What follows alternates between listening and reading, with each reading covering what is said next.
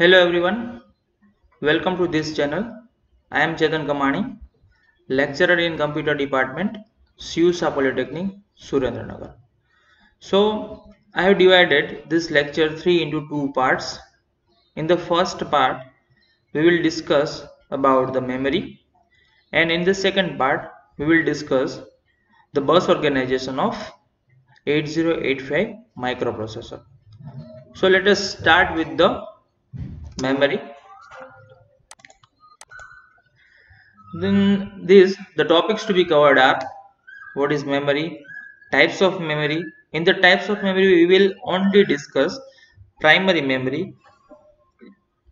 We will not discuss secondary memory. Then we will discuss memory map and addresses, and at last we will see memory word size. So let us start with the memory. Okay, so memory stores binary information as instruction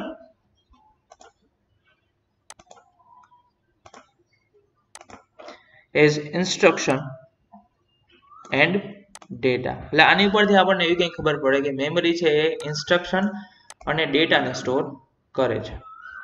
and બીજું task શું છે? And provides that information to the microprocessor. એટલે માઇક્રોપ્રોસેસરને એ information એટલે કે data અથવા તો instruction provide કરે છે whenever necessary, જ્યારે માઇક્રોપ્રોસેસરને જરૂર પડે ત્યારે. So memory stores binary information as instruction and data, and it provides that information to the microprocessor whenever it necessary. Then to execute programs, એટલે કે જે પ્રોગ્રામ આપણે મેમરીમાં સ્ટોર કર્યા હોય એ to execute programs, એ પ્રોગ્રામને એક્ઝિક્યુટ કરવા માટે the microprocessor reads instruction and data from memory and perform the computing operations in an ALU section,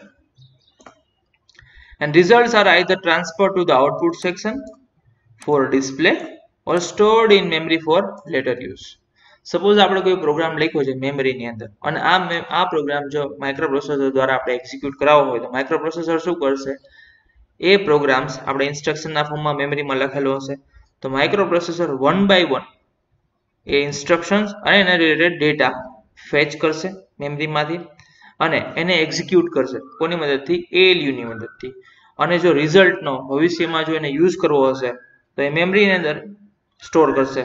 એટલે કે એને જો લોજિકની અંદર ટૂંકમાં ભવિષ્યમાં જો એને યુઝ કરવો હશે એ રિઝલ્ટનો તો મેમરીમાં સ્ટોર કરશે. બરાબર છે? અને જો ફાઇનલ આઉટપુટ ડિસ્પ્લે કરવું હશે તો એ સ્ક્રીન પર ડિસ્પ્લે કરશે. So to execute programs, the microprocessor reads instructions and data from memory and performs the computing operations in its ALU section, and results are either transferred to the output section for display or stored in memory for later use. Then, as you know, તમે પહેલેથી જ જાણો છો કે ભાઈ આવું ના તમે જ્યારથી કમ્પ્યુટર ધ્યાનમાં આવ્યું છે ત્યારે તમે બે વસ્તુ ભણ્યા હશો, રેમ અને રોમ, પ્રાઇમરી મેમરી અને secondary memory. So there are various types of memory which can be classified into two groups. એટલે કે બે ગ્રુપમાં આપણે ડિવાઇડ કરીએ છીએ, primary or main memory, and second one is storage memory. These are two groups of memory, primary memory and storage memory. RAM, that is random access memory, or we can also say it read write memory, and ROM, that is read only memory, are an example of primary memory. Whereas floppy disk, hard drive, CD are an example of storage memory. So in this part of this lecture I will explain only primary memory, that is RAM and ROM. I will not explain floppy disk, hard drive, CD. Okay, so let us start with the primary memory. In the primary memory we will discuss first read only memory. Read only memory is also known as ROM. Okay, it is a non-volatile memory. It retains stored information even if the power is turned off. That means આ એક non volatile memory છે. એટલે કે એમાં શું છે કે ભાઈ જો તમે પાવર ઓફ કરી દો તો આ રેમ ની અંદર જે કંઈ પણ ડેટા સ્ટોર કરેલો હશે એ કન્ટેન્ટ અથવા તો એ ડેટા ડિસ્ટ્રોય થતો નથી, એટલે કે એને કઈ ફેર જ નથી પડતો. પાવર ઓન હોય કે ઓફ એનો ડેટા એઝ ઇટ ઇઝ રહે છે. હવે આ મેમરી છે, this memory is used for programs and data that need not to be altered. Generally શેના માટે યુઝ થાય કે એવા પ્રોગ્રામ અથવા તો ડેટા સ્ટોર કરવા માટે કે જેની અંદર વારંવાર ફેરફાર કરવા થતો હોય ને, એટલે કે પરમેનન્ટ ડેટા સ્ટોર કરવા માટે યુઝ થાય છે. As the name suggest, the information can be read only, એટલે કે જે ઇન્ફોર્મેશન રોમ ની અંદર સ્ટોર કરેલી છે મોટા ભાગે કેવી હોય છે, રીડ, એટલે એ રીડ ઓનલી જ છે. which means once a bit pattern is stored it is permanent or semi permanent. એટલે હવે અહીંયા લખ્યું છે આની અંદર ડેટા રીડ ઓનલી હોય છે, પાછું અહીંયા સ્ટેટમેન્ટ છે એ પરમેનન્ટ હોય અને સેમી પરમેનન્ટ, એટલે કે એને આપણે ભૂસી પણ શકીએ, એનાથી કાઢી પણ શકીએ. તો આમાં શું સમજવું, એટલે આપણે રોમ ની અંદર શું સમજવાનું કે રોમ છે એ રીડ ઓનલી છે, એની અંદર ડેટા કાં તો પરમેનન્ટ હોય તો સેમી પરમેનન્ટ હોય, બરાબર. જ્યારે શરૂઆતમાં ટેકનોલોજી બહુ એડવાન્સ નહોતી ત્યારે રોમ ની અંદર જે કંઈ પણ ડેટા હતો એ બધો ડેટા પરમેનન્ટ હતો. પણ જેમ જેમ એડવાન્સ ટેકનોલોજી થઈ એમ નવી નવી ટેકનોલોજી રોમ ની અંદર પણ ડેવલપ કરવામાં આવી, અને જેની એવી ટેકનોલોજી આવી કે જેમાં રોમ ની અંદર પણ જ્યારે જરૂર પડે ત્યારે સ્પેશિયલાઇઝડ ટાસ્ક એક્ઝિક્યુટ કરીને આપણે એનો ડેટા કાઢી શકીએ છીએ. પણ રોમ છે એ રીડ ઓનલી મેમરી, એટલે કે ખાલી રીડિંગ કરવા માટે જ યુઝ થાય છે. બરાબર, જેવી રીતે રેમ ની અંદર તમે ડેટા કાઢી શકો એવી રીતે તમે રોમ ની અંદર ડેટા કાઢી શકતા નથી. Okay, so read only memory. The permanent group, એટલે કે વાત કરી હતી ને પરમેનન્ટ અને સેમી પરમેનન્ટ, અહીં જો બે વર્ડ આવ્યો. The permanent group includes two types of memory. First one is ROM and PROM. That is read-only memory and programmable read-only memory. એટલે કે આ બંને જે મેમરી છે આની અંદર તમે એક વખત ડેટા એન્ટર કરી દો પછી એની અંદર તમે કાઢી શકતા નથી. ROM છે એ કંપનીમાંથી બિલ્ડ થયેલ, કંપનીમાંથી ડિઝાઇન થઈને આવે. ઓકે, જ્યારે PROM છે એ બ્લેન્ક આવે. કોઈ પણ જે ડિઝાઇનર છે રોમ ડિઝાઇનર એ PROM ની અંદર એને જે પ્રમાણે લોજિક ડેવલપ કરવું હોય, બરાબર છે, એ રીતે એની અંદર ડિઝાઇન કરી શકે છે. પણ once the logic is designed in ROM it cannot be changed, okay, in this PROM and ROM. Okay, so now we discuss so semi permanent, એટલે કે EPROM and double EPROM. એટલે કે આ બે ની અંદર તમે ડેટામાં ફેરફાર કરી શકો છો. રેમ નો જે લોજિક છે, રેમ ની અંદર જે લોજિક ડિઝાઇન કરેલું છે એની અંદર તમે ફેરફાર કરી શકો છો. EPROM that is erasable programmable read only memory. હું ફરીથી બોલું છું, erasable programmable read only memory, whereas double EPROM એટલે electrically erasable programmable read only memory. ફરીથી બોલું છું, electrically erasable programmable read only memory. This is erasable programmable read only memory and this is electrically erasable programmable read only memory. હવે EPROM છે તેમાં data કેવી રીતે change થાય, તેના માટે PROM બર્નર કરીને એક હાર્ડવેર આવે જેની મદદથી તમે ડેટા ચેન્જ કરી શકો. જ્યારે ડબલ EPROM છે એની અંદર તમે ઇલેક્ટ્રિકલી ડેટા ચેન્જ કરી શકો. જેમ કે આપણા કમ્પ્યુટરની અંદર જે રોમ હોય એ બધી કેવી હોય, EROM, કેમ કે તમે એમાં બાયોસ અપગ્રેડ કરી શકો છો. બાયોસ ક્યાં સ્ટોર થાય છે, રોમ ની અંદર સ્ટોર થાય છે. બાયોસ શું છે તો કે ફર્મવેર છે, બરાબર છે. શેની અંદર સ્ટોર થાય, રોમ ની અંદર સ્ટોર થાય છે અને બાયોસ તમે અપગ્રેડ કરી શકો છો. એટલે કે આપણા કમ્પ્યુટરની અંદર જે રોમ યુઝ થાય છે કઈ ટાઈપની હોય છે, ડબલ EPROM હોય છે. Then now read write memory. As the name suggests, the microprocessor can write into or read from memory. It is popularly known as random access memory. Random access એટલા માટે કહેવામાં આવે છે એનું કોઈ પણ લોકેશન એક્સેસ કરવું હોય તો બધા જ લોકેશન એક્સેસ કરવા માટે એક સરખો જ ટાઈમ લાગે છે. That's why it is known as random access memory. બરાબર છે. અને માઇક્રોપ્રોસેસર એની અંદર એમાંથી રીડ પણ કરી શકે છે અને એમાં ડેટા સ્ટોર એટલે કે રાઇટ પણ કરી શકે છે. It is used primarily for information that is likely to be altered, such as writing program and receiving data. એટલે કે પ્રોગ્રામ લખવા માટે અને ડેટા સ્ટોર કરવા, ડેટા એટલે કે માઇક્રોપ્રોસેસરને જે ડેટાની જરૂર પડે એના માટે યુઝ થાય છે. This memory is volatile. Volatile એટલે કે આમાં કંઈક પાવર હશે કે પાવર જતો રહે તો ડેટા કન્ટેનરનો ડિસ્ટ્રોય થઈ જાય. જ્યારે રોમ કેવી હતી? Non volatile. This memory is volatile, meaning that when the power is turned off, all the contents are destroyed. એટલે બધો જ કન્ટેનર શું થઈ જશે? ડિસ્ટ્રોય થઈ જાય છે. Then there are two types of read-write memories. First one is SRAM, that is static random access memory. It is made up of flip-flop and it stored bit as a voltage. Its density is low but speed is high, and this memory is more expensive and consumes more power. In high-speed processor, SRAM known as cache memory and is included on the processor chip. Okay, then like આ flip flop ની બનેલી હોય છે અને એમાં bit છે voltage ના ફોર્મમાં સ્ટોર કરવામાં આવે છે, એટલે આને વારંવાર રિફ્રેશ કરવાની જરૂર પડતી નથી. અને ડેન્સિટી લો એટલે ડેટા ઓછો કન્ઝ્યુમ કરે પણ સ્પીડ એની ફાસ્ટ હોય, તમને નાના નાના ફોર્મમાં જોવા મળે. તો આ મેમરી છે એ વધારે એક્સપેન્સિવ છે અને બહુ પાવર કન્ઝમ્પશન કરે છે. આ ઉપરાંત એ હાઈ સ્પીડ પ્રોસેસરની અંદર કેશ મેમરી તરીકે કામ કરે છે અને પ્રોસેસરની અંદર જ ચિપ હોય છે, એને એક્સ્ટ્રા મૂકવાની જરૂર પડતી નથી. હવે DRAM ની વાત કરીએ તો DRAM છે એ મોસ્ટ ટ્રાન્ઝિસ્ટર ગેટ્સ એટલે કે one of the type of transistors એની બનેલી હોય છે અને એ કયા ફોર્મમાં બીટ સ્ટોર કરે છે? ચાર્જના ફોર્મમાં સ્ટોર કરે છે. ચાર્જના ફોર્મમાં સ્ટોર કરે એટલે બીટ જે એનો વેલ્યુ છે એ ડિસ્ટ્રોય થઈ જવાની શક્યતા રહે. લીક એને કહેવામાં આવે છે ચાર્જ લીક અથવા તો બીટ લીક. બીટ લીકેજ થઈ જાય છે. બીટ લીકેજ થાય એના માટે એટલે DRAM ને શું કરવી પડે છે? વારંવાર રિફ્રેશ કરવી પડે છે. It is made up of most transistor gates and it stores the bit as a charge. It has high density, low power consumption and it is cheaper than static memory. આપણી બધી જ RAM આપણા કમ્પ્યુટરની અંદર RAM 4GB, 2GB, 6GB, 8GB, 16GB આ જે બધી use કરીએ છીએ બધી કેવી હોય છે? DRAM હોય છે. The disadvantage is that the charge leaks, then it is required to refresh the memory, so it requires extra circuit. એટલે કે રિફ્રેશ કરવા માટે એમાં એક્સ્ટ્રા સર્કિટની જરૂર પડે છે.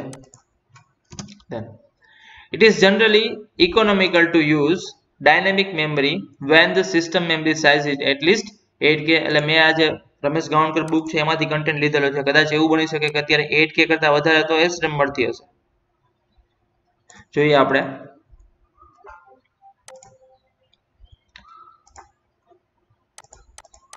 પણ આપણે ફ્લિપકાર્ટની વેબસાઇટ ઓપન કરીએ.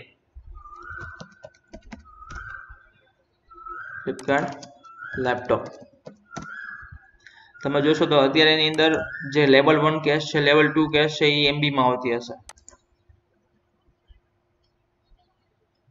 વેઇટ આપણે કોઈ પણ એક લેપટોપ ઓપન કરીએ. સપોઝ HP 15Q i3 એનો સ્પેસિફિકેશન આપણે જોઈએ તો સ્પેસિફિકેશનની અંદર તમને કદાચ જો લેવલ 1 કે લેવલ 2 કેશ મેમરી જો 3 MB છે, એટલે કે આ બુક જે લખાણી છે એ થોડી ઓલ્ડ છે એટલા માટે જ્યારે લખાણી છે ત્યારે આટલી કેશ આવતી પણ નહીં હોય. એટલે આ જે સ્ટેટમેન્ટ છે એ જે તે વખતે સાચું હતું પણ અત્યારે મને પ્રોપર લાગતું નથી. At least 8K. Nowadays processors are very fast and the DRAM is too slow. So to increase the speed of DRAM, various techniques such as EDO, that is extended data out, SDRAM and RDRAM are used. So up to this what we have discussed the ROM and types of ROM, then RAM, then types of RAM. Now we will discuss memory map and address. આ બહુ જ important topic છે કેમ કે જો તમને એડ્રેસનો concept clear ના હોય તો શું બધું ચાલે છે, કેવી રીતે પ્રોગ્રામ એક્ઝિક્યુટ થશે કશી ખબર પડશે નહીં.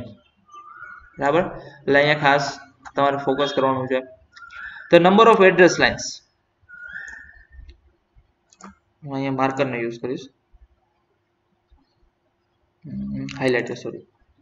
હવે અહીંયા વર્ડ લખ્યું છે કે the number of address lines, એટલે તમારે સમજવાનું કે જો આપણે અહીંયા વાત કરી કે 8085 છે તો 8085 ની અંદર એડ્રેસ બસની સાઇઝ કેટલી? 16 બીટ. યાદ રાખજો, એડ્રેસ બસની સાઇઝ 16 બીટ, ડેટા બસની સાઇઝ કેટલી? 8 બીટ. એટલે કે એની એડ્રેસ ઉપર ડિપેન્ડ કરે કે માઇક્રો પ્રોસેસર કેટલી મેમરી સપોર્ટ કરશે. The number of address lines on microprocessor chip determines the maximum amount of memory the processor can access.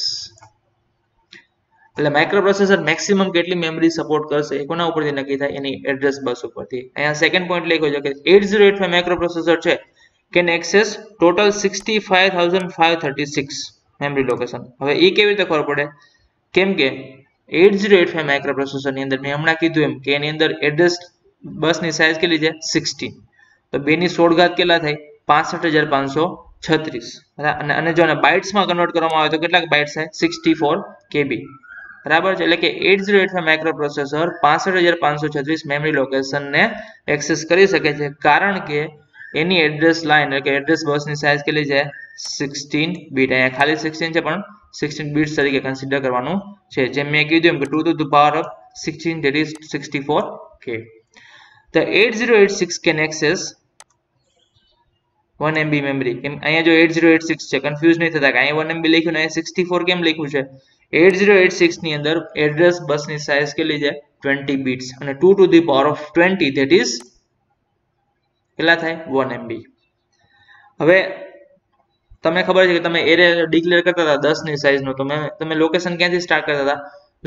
0 to ક્યાં સુધી? 9 સુધી. એવી જ રીતે મેમરી ની અંદર પણ છે. જો એડ્રેસ ટૂંકમાં 65,536 લોકેશન હોય તો મેક્સિમમ કેટલા લોકેશન ક્યાંથી સ્ટાર્ટ થાય? 0 થી ક્યાં સુધી જવાનું? 65,535 -1. જેમ એરેમાં તમે 10 નો એરે ડિક્લેર કર્યો હોય તો તમે કેવી રીતે કરતા હતા કે 0 to 9 memory location. Likewise in memory ની અંદર પણ એવું જ છે. એડ્રેસ ક્યાં સુધી 0 થી સ્ટાર્ટ થાય ને ક્યાં સુધી? 65,535 સુધી જશે. The number of address lines result into range of address. Results into range of address in 8085. 8085 ની અંદર મેં તમને કીધું કે 0 થી 65,535 છે પણ જો આને હેક્સાડેસિમલ ફોર્મમાં દર્શાવવામાં આવે તો આ રીતે લખી શકાય 0000 hex to FFFF hex. હું બતાવું છું તમને નોટપેડ ની અંદર કે સપોઝ આપણે નંબર ઓફ બીટ્સ કેટલા છે? એડ્રેસ લાઇન 16 બીટ ની છે તો પહેલું એડ્રેસ કેટલું હોય?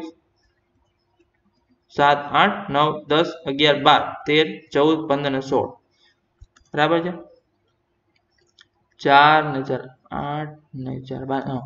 એટલે હવે જો આ બીટ્સ છે અને હેક્સાડેસિમલ ફોર્મમાં દર્શાવવામાં આવે તો એક hexadecimal digit is equal to 4 bit. Okay, તો એ પહેલા 4 માટે 0, બીજા માટે 0, ત્રીજા માટે 0, ચોથા માટે 0. આ શું થઈ ગયું? હેક્સ. હવે જો લાસ્ટ એડ્રેસમાં શું હોય? બધાય 1.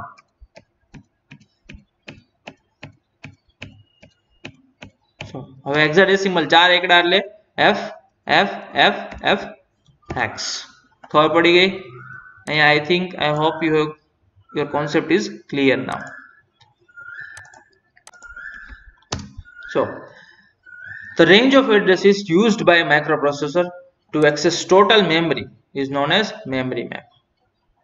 મેમરી મેપ કોને કહેવાય? કે માઇક્રોપ્રોસેસર જે એડ્રેસ ને એક્સેસ કરી શકે એડ્રેસ ની રેન્જ ને મેમરી મેપ કહેવામાં આવે છે. તમને ખબર છે કે મેમરી છે એ બે સિસ્ટમ ની મેમરી બે પાર્ટમાં આપણે જોઈએ કે રેમ અને રોમ. રેમ ની અંદર પરમેનન્ટ ડેટા સ્ટોર થાય, રેમ ની અંદર એટલે કે જે આપણે એક્ઝિક્યુટ કરવાનું છે એ ડેટા સ્ટોર થાય. પણ જો આપણે અહીં વાત કરવામાં આવે તો રોમ ની અંદર ખરેખર સ્ટોર શું થાય? તો રોમ ની અંદર ફર્મવેર સ્ટોર થાય. એટલે કે ફર્મવેર એટલે શું? કે જે કોઈ પણ હાર્ડવેર છે એનું પ્રી બિલ્ટ સોફ્ટવેર. જેમ કે વોશિંગ મશીન છે તો વોશિંગ મશીન નું પ્રી બિલ્ટ સોફ્ટવેર શેની અંદર હોય? રોમ ની અંદર હોય. ઓવન છે તો એનો પ્રી બિલ્ટ સોફ્ટવેર શેમાં હોય? રોમ ની અંદર હોય. બરાબર. આપણે આપણું કમ્પ્યુટર છે, કમ્પ્યુટર ની અંદર ભલે ઓપરેટિંગ સિસ્ટમ આપણે ઇન્સ્ટોલ ના કરી હોય પણ જ્યારે તમે શરૂઆત કરશો ત્યારે તમને કોઈ પણ કંપનીનો લોગો દેખાશે. આ કંપનીના લોગો અને આ જે સોફ્ટવેર રન થાય છે આ બધી ઇન્ફોર્મેશન એનું જે બાયોસ છે એની અંદર સ્ટોર કરેલું હોય, રોમ ની અંદર સ્ટોર કરેલું હોય છે. That's why the RAM is provided to store the RAM is provided to store user programs and data, while the ROM stores permanent program like monitor program. A monitor program શું છે એ તમને હું સમજાવું હમણાં. Thus, in a system, RAM and ROM occupies some range of addresses in memory map of microprocessor. એટલે કે કોઈ પણ ફોર્મવેર છે અથવા કોઈ પણ પ્રોગ્રામ છે રેમ ની અંદર રોમ ની અંદર સ્ટોર કરેલો છે. આ પ્રોગ્રામ ત્યાં સ્ટોર કરેલો છે. હવે પણ એક્ઝિક્યુટ કરવો હોય આપણે એ પ્રોગ્રામને તો ક્યાં લઈ આવવો પડે? રેમ ની અંદર લઈ આવવો પડે છે એ પ્રોગ્રામ. તો જ્યારે સિસ્ટમ બૂટ થાય ત્યારે એ પ્રોગ્રામ શેમાં આવે છે? રેમ ની અંદર. તો રેમ ની આપણી સાઇઝ કેટલી હતી? 64 KB. તો 64 KB ટોટલ રેમ માંથી અમુક પોર્શન છે એ રોમ નો જે પ્રોગ્રામ છે એ લેશે અને બાકીનો પ્રોગ્રામ પોર્શન છે કોના માટે યુઝ થાય છે? યુઝર માટે યુઝ થાય છે. એટલા માટે અહીં લખ્યું કે સિસ્ટમની જે રેમ છે, sorry, thus in a system RAM and ROM occupy some range of address in memory map of addresses, memory map of microprocessor. In 8085 based microprocessor kit, ROM stores permanent program like monitor program including system services and generally occupies few kilobytes in memory map. અહીંયા હું વાત કરજો કે 8085 જ્યારે શોધાણું ત્યારે operating સિસ્ટમનો concept નહોતો, પણ ઓપરેટિંગ સિસ્ટમ નહીં પણ 8085 ના જે કોન્સેપ્ટ છે, જેના ઇન્સ્ટ્રક્શન્સ છે, એ બધું ક્યાં લખેલું હશે તો કે મોનિટર પ્રોગ્રામની અંદર સ્ટોર કરેલું હશે. તો જ્યારે તમે પ્રોસેસર ટૂંકમાં કીટ ચાલુ કરો ત્યારે આ પ્રોગ્રામ લોડ થાય છે એની અંદર, રેમ ની અંદર લોડ થાય. બરાબર છે? આપણે જેની રેમ છે તો 64 કિલોબાઇટની રેમ હોય તેમાં અમુક પોર્શન છે એ મોનિટર પ્રોગ્રામ સ્ટોર કરે, બાકીનું જે પોર્શન છે એ યુઝર માટે યુઝ થાય.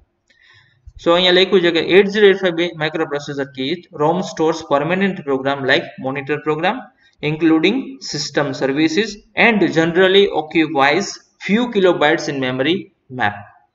memory map કેટલો હતો? 0 to 65535 એટલે કે એડ્રેસ રેન્જ ને મેમરી મેપ કહીએ. આ 65535 જે લોકેશન હતા એમાંથી અમુક લોકેશન્સ છે એ મોનિટર પ્રોગ્રામ માટે યુઝ થશે, બાકીના લોકેશન છે એ યુઝર પ્રોગ્રામ માટે યુઝ થશે. સો મોનિટર પ્રોગ્રામ માટે જેટલા લોકેશન યુઝ થાય એના સિવાયના જે બાકીના પોર્શન છે શેના માટે યુઝ થાય? યુઝર્સ માટે. તો અહીંયા બીજો પોઈન્ટ લખ્યો છે કે rest of the memory can be RAM which is provided for users. In memory map એટલે કે કેટલો આગળનો પોર્શન યુઝ થશે રોમ માટે કે પાછળનો પોર્શન યુઝ થશે એ સિસ્ટમ ડિઝાઇન ઉપર નક્કી થાય છે. હવે જો 8085 ની આપણે વાત કરીએ તો 8085 માં મોનિટર પ્રોગ્રામનું એડ્રેસ શું છે? 000 હેક્સ. આ યાદ રાખજો, આ મોનિટર પ્રોગ્રામનું એડ્રેસ છે. એટલે અહીંયાથી આપણને ખબર પડે કે મોનિટર પ્રોગ્રામ છે એ પહેલા પોર્શન એટલે કે સ્ટાર્ટિંગના પોર્શનમાં ઓક્યુપાય મેમરી કરે છે. and the lower part of memory is occupied by ROM, sorry, lower part એટલે કે શરૂઆતનો પાર્ટ, બરાબર, ROM storing the monitor program.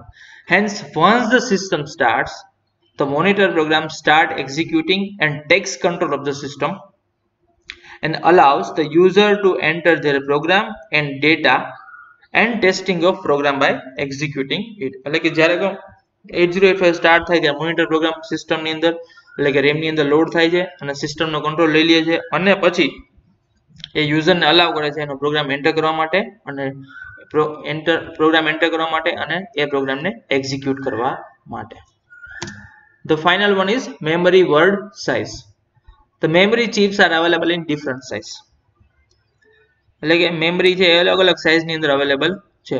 The total amount of memory, આ ખાસ ધ્યાન રાખજો, total amount of memory provided by chip, total amount of memory provided by chip is equal to number of words multiplied by its word size. અહીંયા લખ્યું છે કે total કેટલી the total amount of memory equal to, આપણે લખી શકીએ આ રીતે, total amount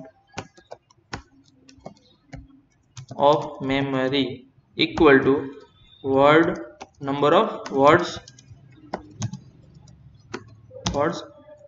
into size of each word. Suppose આપણે એક મેમરી કહી દઈએ કે 1024 આ નંબર ઓફ વર્ડ્સ છે એને ગુણ્યા 8 તો ટોટલ આપણી સાઇઝ કેટલી થશે? 8 એટલે આપણે બાઇટ કન્સિડર કરીએ તો 1024 bytes is equal to 1k. આટલી મેમરી થશે. વર્ડ સાઇઝ આ તો વર્ડ સાઇઝ 1 બીટ હોય, 4 બીટ હોય, 8 બીટ હોય તો 16 બીટ હોઈ શકે. હવે એક્ઝામ્પલ લઈએ કે 256 cross 1. હમણાં આપણે એક્ઝામ્પલ જોયું કે પહેલું શું ઇન્ડિકેટ કરે? Number of words. બીજું શું ઇન્ડિકેટ કરે? Word size. તો આની પરથી શું ખબર પડશે? 256 cross 1 bit memory chip stores how many words? 256 words, not D, it is S, okay, of size 1 bit. To address 256 words, આપણે to address 256 words different locations, it requires how many address lines? 8 address lines. બરાબર. જો તમે log 256 base 2 તમે કરશો તો તમને ખબર પડી જશે કે કેટલી લાઇન્સ છે. બરાબર.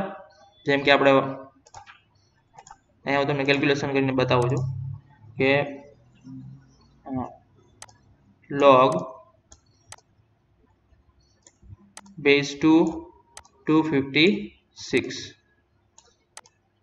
तो 256 એટલે કેટલા થાય log 2 2 power 8 then answer is 8 okay then 8 address lines તો તમને ખબર પડી ગઈ કે એડ્રેસ લાઇન્સ કેવી રીતે કેલ્ક્યુલેટ કરવી હવે 256 ક્રોસ 8 હોય તો આમાં ખબર પડી જાય કે 256 ટોટલ નંબર ઓફ વર્ડ છે અને એક વર્ડ ની સાઈઝ કેટલી છે 8 બીટ છે હવે મેમરી ચિપ ની સાઈઝ જો 1024 ક્રોસ 4 હોય તો ખબર પડી જાય કે 1024 વર્ડ્સ છે 4 શું છે વર્ડ સાઈઝ છે એટલે વર્ડ એટલે શું આપણે કન્સિડર કરવાનું memory location word equal to memory location યાદ રાખજો 1024 word size of each 4 bit, hence the size of memory is 4096 bits. So if we want to design 1 KB memory, જો આપણે 1 કિલોબાઇટ્સ મેમરી ડિઝાઇન કરવી હોય તો કેટલી ચિપની જરૂર પડે 2 ચિપની જરૂર પડે 1 કિલોબાઇટ લખ્યું છે બરાબર તો 1 કિલોબાઇટ મેમરી એટલે 2 ચિપની શા માટે જરૂર પડે કેમ કે 1024 ક્રોસ 4 છે એ શું કરે છે 1024 ક્રોસ 4 કેટલા થાય 1024 cross 4 4096 થાય બરાબર જો આપણે 1 કિલોબાઇટ મેમરી જોતી હોય તો કેટલો આન્સર આવશે 1024 cross 8 8192 તો આવી આપણે બે ચિપ કરીએ ત્યારે 8192 એટલે બે ચિપની જરૂર પડે તો word size is nothing but the number of bits stored in one location of memory એટલે એક મેમરીમાં તમે કેટલા લોકેશન એક મેમરીમાં તમે કેટલા બીટ સ્ટોર કરો છો that is word size. So up to this we have discussed what is memory, then types of memory, then in the types of memory we have seen RAM and ROM, and then we have seen memory map and addresses, and at last we have seen word size. Okay, so these are the questions of you for your assignment. What is memory? Give an example of primary memory, give an example of secondary memory, write the difference between RAM and ROM, full form ROM, PROM, EPROM, EEPROM, SRAM, DRAM. Then you have to write these assignments in your assignment book. So and these are the reference for this lecture. Thank you. If you have any questions or doubts, then you can write in the comment section, and thank you.